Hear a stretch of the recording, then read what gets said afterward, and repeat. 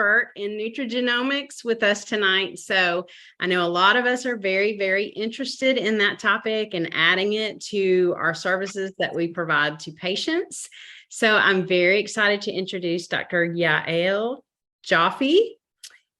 She is a global expert in nutrigenomics, and she has written several books. The fact that you're interested in pharmacogenomics says a huge amount about who you are already, because it means that you're pushing the boundaries, that you're taking what you learned at university, continuing education and growing. And I always say, you know, I work with about 2,500 health professionals.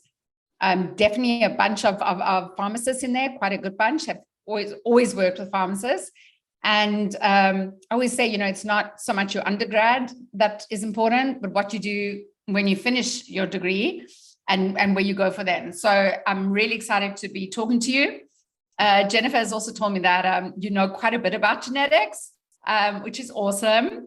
But I'm going to kind of keep it at some stuff you might go, oh, I know that stuff, and some stuff you might think that I could go slower. So we're going to do it all. I also, I loaded this presentation for you. There is going to be covering a huge amount of stuff. I'm going to talk a little bit quickly because I really want to leave you with a lot of content. And I also want to make sure that we have time for questions at the end. So I spent quite a lot of time trying to figure out, like, why did we fail? Why, after all this time, have we made no impact or really not achieved the potential of the Human Genome Project? So the first thing was the science. When I looked at the science of all the genetic testing companies, and there were like 300 to 400, I didn't look at all of them, looked at a fair amount of them. And what happened was, in the beginning, it was really hard to test genetics in 2000. So we used to have like 13 SNPs in our report. And then we had like 25. We were really excited. And that was like $200 worth. But what happened is that technology improved dramatically. And so the ability to test for SNPs, for gene variants, grew exponentially. But the ability to translate and interpret genetics did not. So we had this like hundreds of companies. I talk about the mushroom companies. Every day when I wake up in the morning, there's a new genetic testing company in the marketplace, be it Pharmaco, be it Nutri, be it Sports Genetics. And what they did is they stretched the science, because they say, like, well, I can just copy and paste someone else's report, brand it with our company, and spend all our money on marketing. And that's why at the end of today, I want to talk about how do you evaluate a company. Nutrigenomics, we're going to be talking about a lot. And, you know, we define it. We use the word nutrigenomics, but actually it's not a really good word, because when I started out 20 years ago, we were really only focused on food and supplements. And now when we talk about the world of nutrigenomics, we call it kind of lifestyle genetics, because it's how we respond to the world around us. And the world around us will be everything from the food we eat, the supplements we take, the toxins in the air we're exposed to, the pollutants in our environment, the mold in our house, the exercise we do, the stress we endure, the trauma that may happen to us. So that's kind of what the umbrella of nutrigenomics is. We need to, as I said, we use lifestyle genomics as a better term, but you kind of get the idea. And obviously we'll come back to that. And there's pharmacogenomics. And so here's my opinion about pharmaco. So I've been looking at reports on pharmacogenomics for 2 decades now. Again, they haven't changed, really. They look exactly the same. They've added in some more drugs. They've added in some more genes. But in the same way that kind of nutrigenomics has failed, we really haven't seen an evolution. I went to a talk probably 8 years ago from a professor from the Netherlands who told me that in the Netherlands, everyone has their genetics done. They have something called a DNA passport. And when you go to a pharmacist or to a pharmacy in the Netherlands, you give your little DNA passport and they decide on what drug, what dose to give you based on your genetics. And that was 8 years ago in the Netherlands. So I feel like, I often think, why is pharmacogenomics not more successful than it is or should be? For me, it's a no-brainer. It's like every single person on the planet should have a pharmacogenomic profile.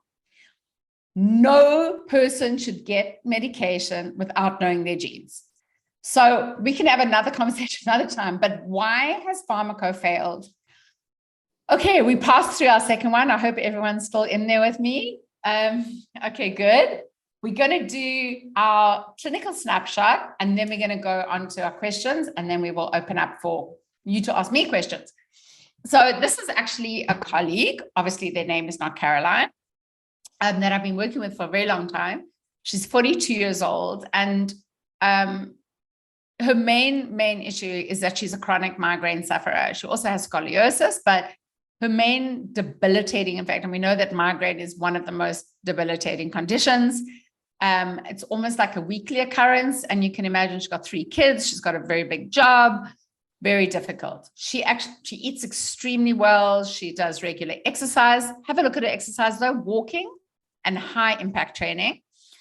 She doesn't smoke, and she has her brother's actually a winemaker, so she has access to lots of lovely wine, but doesn't drink a huge amount. The interesting thing about her migraines is that it seems to be that it is hormonally triggered, mostly, not always, because she's getting them often, but the worst ones will happen around her period. So this is an example of a 3x4 report. And the way we do it, and I know in the beginning I said red flag, if you're getting a recommendation on a single SNP, you need to have a look. So what we actually do is we one of the fundamental changes I did when I started 3x4 is that instead of giving recommendations on a single SNP, I built something called Pathway-Based Analysis, where we group gene variants together in different biochemical metabolic areas. So you can see here, and I'm sorry if you can't see it closely, but there are 36 different areas, starting with cellular, which is your core processes, right? Inflammation, methylation, detox, and oxidative stress. Then we look at systems in the body like glucose, insulin, mood, so that's anxiety, depression, all of that. Histamine, super important. Hormones, memory and brain health, that's kind of cognitive function. Bone health, collagen. Then we look at a whole bunch of cardiovascular health. So wherever you see a line that you're seeing, there's a huge bunch of gene variants behind it. Sometimes there'll be 8, sometimes there'll be 28, but we build what we call polygenic risk scores. So we take a group of genes that have both scientific validity as well as clinical utility, so great science, but also clinically useful. And we have something we built called Darwin. And Darwin is kind of a criteria that we set where how do you score gene variants to make sure that they're good enough to be in a genetic report? They have to have the best science, but they also have to help you make better decisions in what you're doing. So if we group them together, every single SNP has a score. We aggregate the scores together. And what you're seeing is we translate the scores in 2 ways. One is we use very high, medium, and low, as you can see. And we also use what we call the language of color. Remember, we want to make interacting with genetics much easier, both for the practitioner and also for the end user.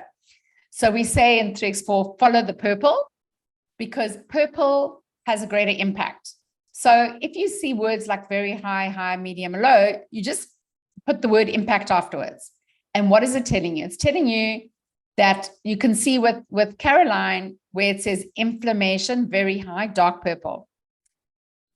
So what we're saying is, in Caroline's gene variants, we found that the inflammatory genes were having a very high impact. That's how we translate that.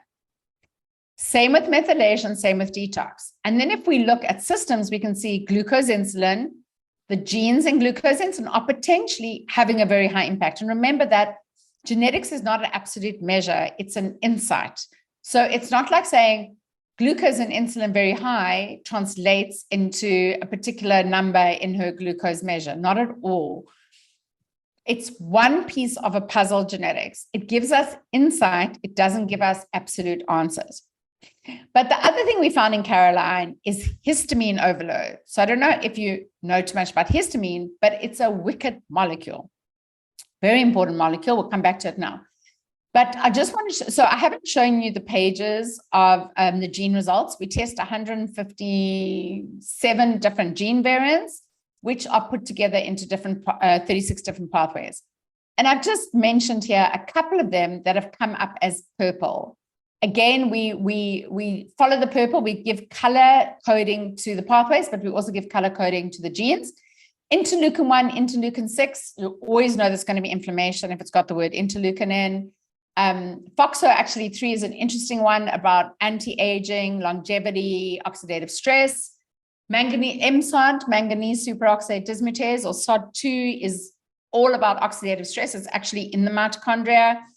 And then things like DO and HNMT actually are quite big on histamine. And FUT2 is how we metabolize and oxidize vitamin B12. So I've just given you a little snapshot. We're doing a little snapshot. Obviously, I do whole presentations just on this.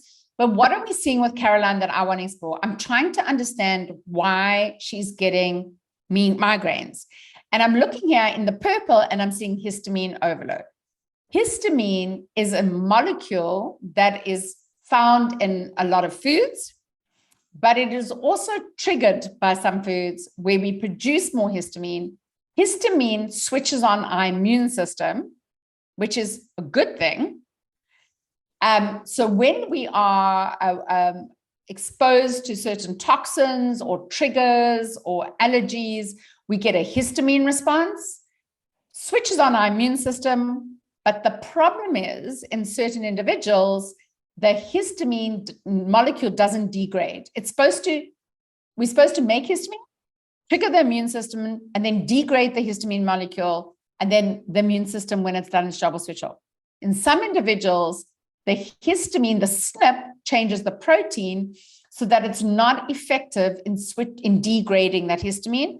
So we land up with individuals that have a very high load of histamine, which means they've got a super awake immune system, which is buzzing around like crazy. And when immune systems are out of control, they usually do a lot of damage.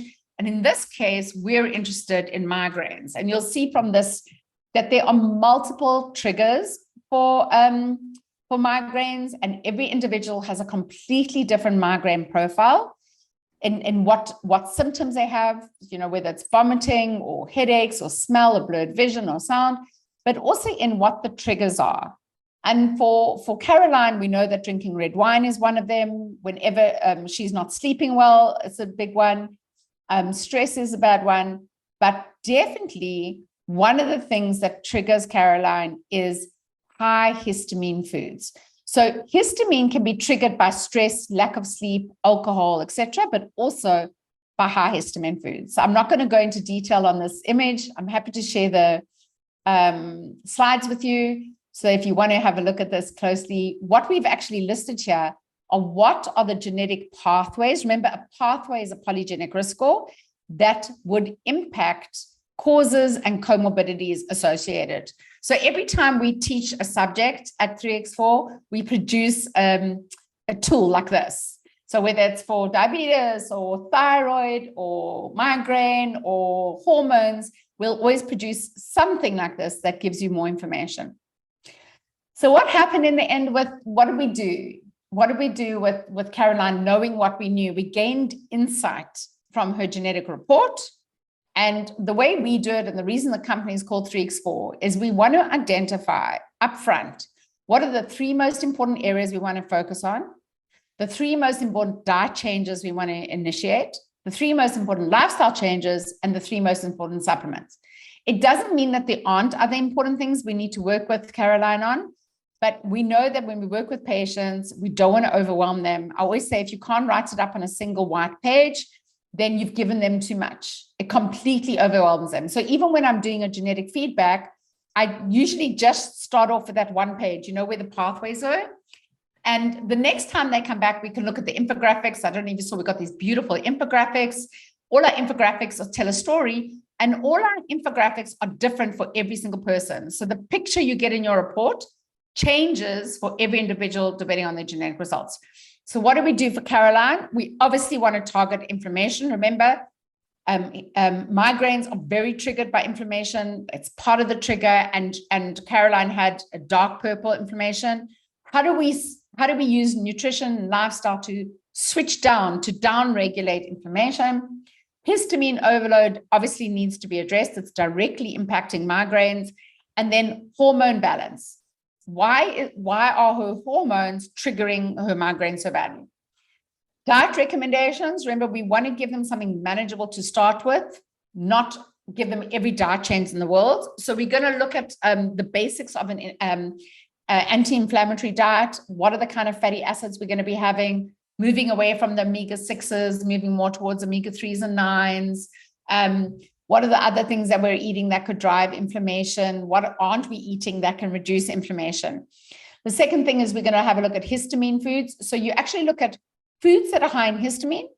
You look at cofactors associated with histamine, and you look at foods that trigger histamine. So it's not quite as simple. So one of the sad things about histamine is that histamine and healthy foods don't always go together. So for example, avocados and tomatoes in the US, are very high in histamine, and yet they're very healthy foods.